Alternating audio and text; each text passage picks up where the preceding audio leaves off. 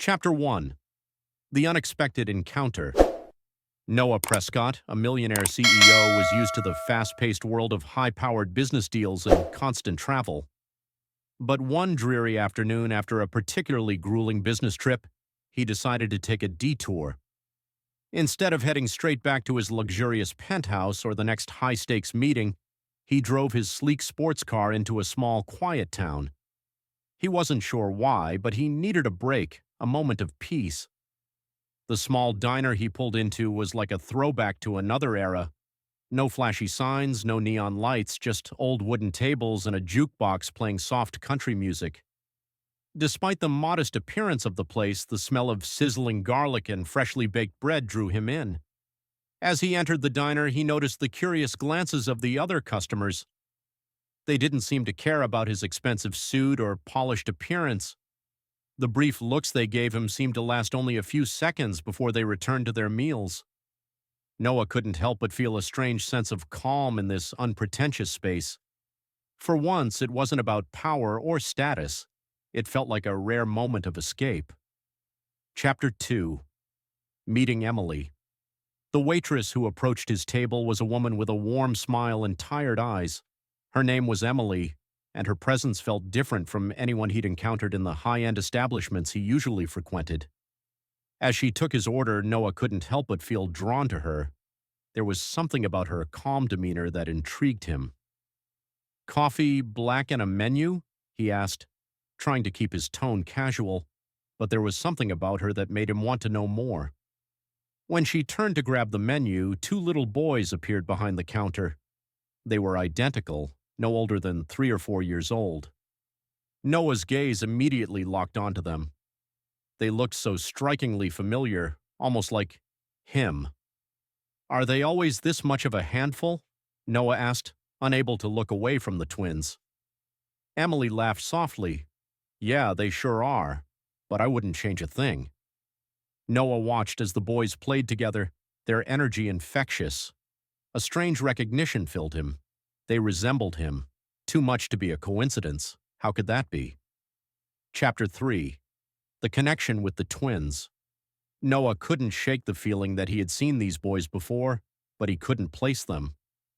They were too young to be part of his corporate world, yet something about their eyes, their expressions, felt deeply familiar.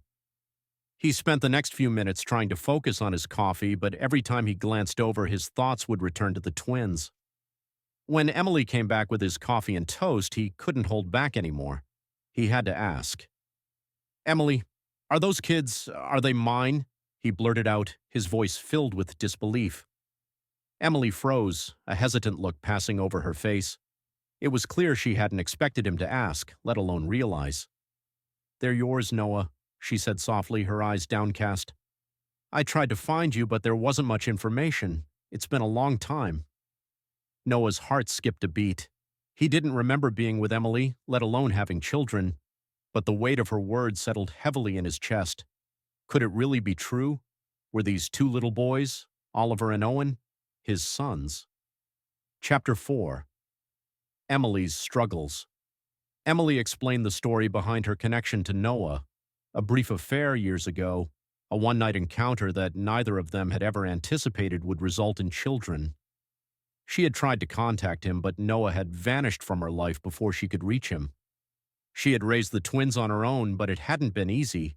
She was filled with equal parts love and bitterness over the years of doing it alone. "I've been trying to piece together a life for them," Emily confessed, "but I never could forget the look on your face when we met. I thought you deserved to know, Noah. I wanted to tell you, but I didn't have much to go on." The sadness in her voice struck Noah deeply. He hadn't known. He had been so focused on his empire that he had never stopped to consider the consequences of his actions. But here in this quiet town, it suddenly all made sense. These were his children. Chapter 5. The Emotional Realization. The weight of the revelation hit Noah harder than he could have imagined. These boys, Oliver and Owen, were his sons. He had missed their first few years, their milestones, their growth, and the more he thought about it, the more he felt an overwhelming sense of responsibility. He couldn't undo the past, but he could make a difference now. The idea of being a father scared him. He wasn't sure how he could balance fatherhood with the pressures of running a multi-million-dollar business. But the deep bond he felt with the twins, the love he hadn't even known was possible, made him reconsider everything. He knew, without a doubt, that he wanted to be a part of their lives. "I'm here for them, Emily," Noah said, his voice filled with emotion. "I don't know how, but I want to be their father. I'll figure it out." Emily's expression softened. She had always hoped for this moment but had never dared to believe it would come. Seeing Noah's sincerity gave her a flicker of hope, even if it felt fragile. Chapter 6. Noah's Commitment. In the following days, Noah made a vow to Emily and the boys. He would balance his high-powered career with his new responsibilities as a father.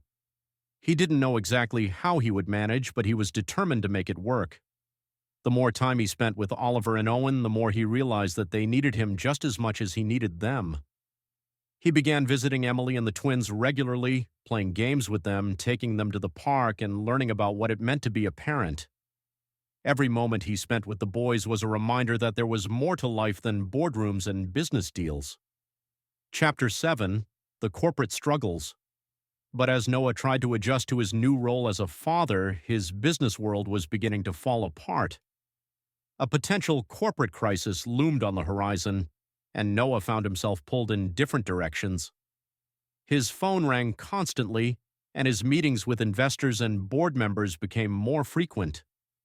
One evening, as he sat in the park with Oliver and Owen, he realized something crucial.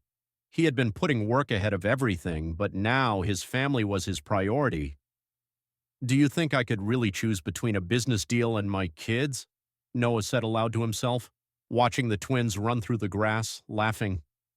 Emily, who had been sitting beside him, smiled softly. "You can choose both, Noah, but you have to understand what matters most." Chapter 8. The New Family Dynamic. Noah took Emily's words to heart. He began to slowly reduce his hours at work, delegating more responsibilities to his trusted team members. The more time he spent with Emily and the twins, the more he realized that family was not just an option, it was essential. He had learned that real success wasn't measured by his financial portfolio, but by the love and connection he had with the people who mattered most. He started prioritizing the twins, ensuring he was there for every important moment in their lives. He wasn't perfect, but he was trying. He was learning. Chapter 9. A New Future. One day, after hearing that Owen had gotten hurt at school, Noah made a decision. He immediately booked a flight to be by his side, realizing that nothing was more important than his children. As he boarded the plane, he knew this was the right choice. He would balance both family and career, but his family would always come first. Noah had once thought that success meant power, control, and wealth. Now he understood that true success was measured by the love he could give and the family he could build.